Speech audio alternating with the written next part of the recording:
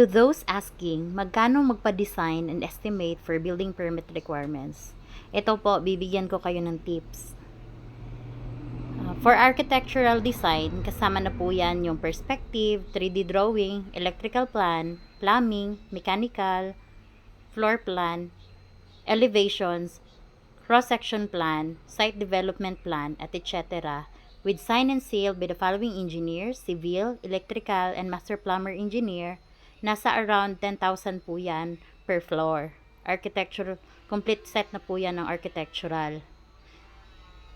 Pangalawa po is yung structural design. Kung if ever na 2-story pataas yung building nyo, either residential, commercial, o anumang building yan, kasama na sa structural design ang structural plan for strength and durability or integrity of the building, structural details, and computation of loads. For structural design po, yung magagastos nyo is around 50 pesos to 55 pesos per square meter po yan ngayong 2024 na rate. So most likely, say for example, yung bahay nyo is 100 square meter, i-multiply nyo lang po yan ng 50 pesos. So 50 times 100 square meter is 5,000 pesos. Yan po yung magagastos nyo for structural. Pangatlo naman po is yung detailed estimate.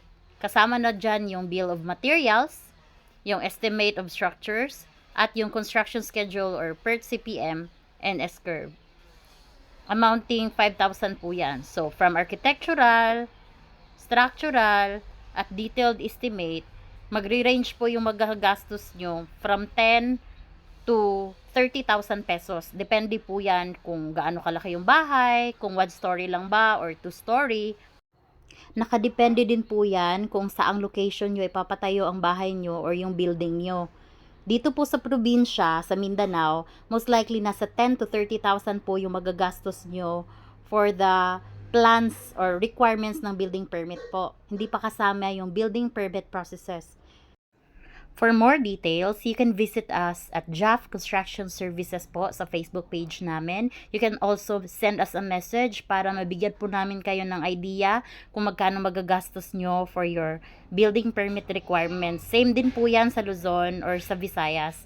Nagdepende lang po talaga kung anong building papatayo nyo. Yun lamang po. Maraming salamat at sana may natutunan kayo.